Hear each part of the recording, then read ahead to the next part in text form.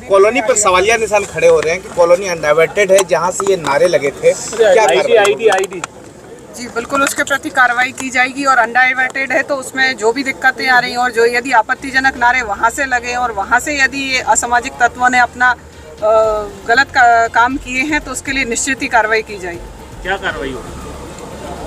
उचित कार्रवाई की जाएगी। उचित कार्रवाई करेंगे उस चीज़ को समझ के कि क्या अनडाइवर्टेड है और वहाँ पे क्या समस्या आई है। नहीं, इसका रास्ता यही है कि इस प्रकार के जो आपराधिक तत्व हैं उन पर ठोस से ठोस और कठोर कार्रवाई हो। निश्चित रूप से अगर इस प्रकार की शुरुआत हो रही है कहीं भोली भाली जनता को भड़काने का काम, शहर का वातावरण नहीं, ये खतरा नहीं है। ये हमारा खंडवा शहर एक शांति का टापू रहा है और ये इस प्रकार की घटनाएं शहर को बदनाम करती हैं, शहर के जनता में भय का वातावरण पैदा करती हैं। और हम सब देख रहे हैं पिछले 2 दिनों से शहर में एक भय का वातावरण बनाया जा रहा है। इस प्रकार के नारों को लेकर और इस प्रकार के कृत्य को लेकर हमारा खंडवा शहर जो शांति का टापू है पूरा राष्ट्रीय न्यूज बन रहा है। मतलब वो नारा जो पाकिस्तान में लगे वो नारे खंडवा में लग रहे हैं। ये कहीं ना कहीं खंडवा की शांति प्रिय जनता को बदनाम करने की साजिश, खंडवा के शांति के माहौल को तोड़ने का काम किया जा रहा है। और इस प्रकार के कृत्यों की हम घोर निंदा करते हैं और प्रशासन से मांग करने आए हैं कि ऐसे लोगों पर सख्त से सख्त कार्रवाई की जाए। और इसको लेकर हमारे समाज का, शहर का पूरा प्रतिनिधि मंडल सभी मिलकर आए और हमने आज यहाँ प्रशासन के सामने, पुलिस अधीक्षक महोदय के सामने मांग रखी और इस विषय को हम भोपाल स्तर तक माननीय मुख्यमंत्री जी तक और उच्च अधिकारियों तक भी लेकर जाएंगे और इसमें ठोस कार्रवाई हो इसके लिए हम सुनिश्चित करेंगे।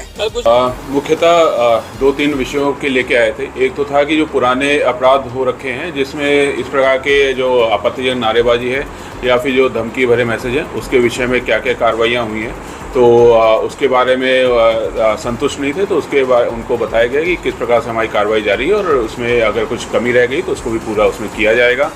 इसके साथ साथ उन्होंने इस बात पे भी आपत्ति ली कि या इस बात पे भी बताया कि जो अपराध हुए हैं, जो अभी इस जुलूस में जो अपराध कारित हुए थे या जो हमने रजिस्टर किए हैं उसमें प्रॉपर कार्रवाई हो, तो उसकी उनको आश्वासन दिया गया कि उसमें अच्छी सही कार्रवाई होगी। जो भी आरोपी हैं, जो भी इस प्रकार से अपराध में लिप्त पाए जाते हैं उनके खिलाफ उसमें कार्रवाई की जाएगी। तीसरा उनका था कि जो कल कोतवाली में काफ़ी एक समाज के लोग एकत्रित हुए और उसकी वजह से उनको ये लग रहा है सभी को कि उसकी वजह से पुलिस ने छोड़ा, ऐसा जो यहाँ पे लोग आए थे हमारे पास हिंदू संगठन हो, तो उनको इस बारे में बताया गया कि ऐसा कुछ नहीं था। जो अपराध में हमने उसमें कायमी की थी, जो डीजे पे नारेबाजी गाने चले थे उसमें जो अपराध कायद किया था उसमें मुख्य आयोजक जो है और डीजे संचालक जो है उसको हमने गिरफ्तार कर लिया था और बाकियों को उस अपराध के संबंध में पूछताछ के लिए लाया गया था। अभी तक उनका कोई आरोप ऐसा सिद्ध नहीं था और इसलिए फिर उनको जाने दिया था। और आगे भी इस प्रकार से और लोग से पूछताछ वो हो सकता है, जैसे भी जिस प्रकार से पाया जाएगा उस हिसाब से उसमें आरोपी उसमें आगे बनाए जा सकते हैं। इस मामले का अपडेट क्या है सर? कितने क्या एफआईआर दर्ज हुए, कितने लोगों की गिरफ्तारी होंगी सर? टोटल अभी 3 एफआईआर दर्ज हुए। पहला हुआ था कि बड़ा बम के नज़दीक कुछ एक ग्रुप के द्वारा एक नारेबाजी की जा रही थी जिसमें बीच में एक नारा ये लगा था जो आज सल्तन से जुदा वाला नारा लगा था, जिसके आधार पे उसमें हमने पहली कायमी की थी थाना कोतवाली में। दूसरी कायमी की है एक क्षेत्र अमन नगर, वहाँ थाना कोतवाली क्षेत्र में, उसमें डीजे पे भी आपत्तिजनक गाने बज रहे थे जिसमें हमने कायमी की थी। उसमें से 2 लोग की उसमें गिरफ्तारी हो गई है। तीसरी एक कायमी है जो कि करीब शेर तिराहे से शिवाजी चौक के बीच का वो है, वहाँ पे भी एक डीजे जो संभवतः थोड़ा दूर चल रहा है उसमें एक गाना थोड़ी देर के लिए बजता हुआ दिख रहा है जिसमें कुछ आपत्तिजनक था, तो उसके आधार पे हमने तीसरी कायमी मोगा रोड में की है।